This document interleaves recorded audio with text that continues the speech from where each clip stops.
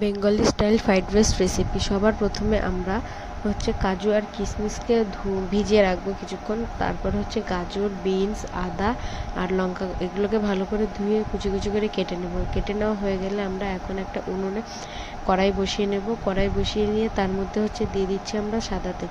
তেলটা গরম হয়ে আসলে এর মধ্যে আমরা দিয়ে দেবো হচ্ছে পরিমাণ মতন হচ্ছে মশলা, যেমন তেজপাতা, লবঙ্গ আর হচ্ছে এলাচ। এখন এগুলো হচ্ছে ভালো করে একটু ভাজা হয়ে গেলে এর মধ্যে আমরা দিয়ে দিচ্ছি হচ্ছে গাজর। তারপর আমরা কিছুক্ষণ এখন গাজরটাকে ভাজবো, ভেজে একটু নরম করব। নরম হয়ে গেলে এখন এর মধ্যে আমরা দিয়ে দিচ্ছি বিনস। তারপরে বিনসটা এখন এই দুটোকে ভালো করে নাড়বো। নেড়ে নেওয়া হয়ে গেলে এর মধ্যে আমরা দিয়ে দেবো হচ্ছে আদা আর হচ্ছে লঙ্কা যেটা কুচিয়ে রেখেছিলাম সেটা। তারপর দিয়ে দিচ্ছি পরিমাণ মতন সামান্য একদম লবণ।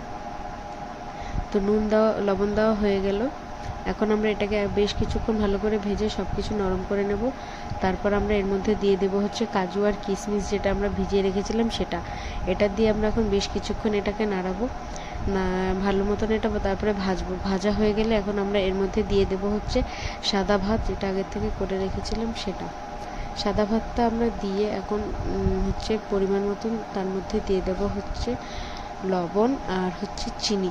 তারপরে আমরা এটাকে এখন আবার বেশ কিছুক্ষণ হচ্ছে নাড়া আস্তে আছে যাতে হচ্ছে রাইসটা ভালো মতো ভাজা হয়ে যায় আর হচ্ছে চিনি যেটা আছে সেটা গলে যায়।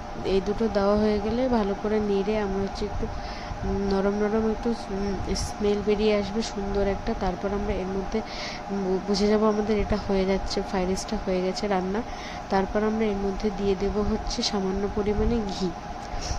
ঘিটা দেওয়া হয়ে গেলে আবার একটু আমরা ভাতটাকে নাড়িয়ে নেব, নাড়িয়ে নিয়ে আমরা নামিয়ে নেব। তাহলেই তৈরি হয়ে যাবে আমাদের Bengali style sweet fried rice recipe. আশা করি আপনাদের সবার ভিডিওটা ভালো লেগেছে। ভিডিওটা ভালো লাগলে চ্যানেলটাকে সাবস্ক্রাইব করবেন, লাইক কমেন্ট শেয়ার করবেন। বাই।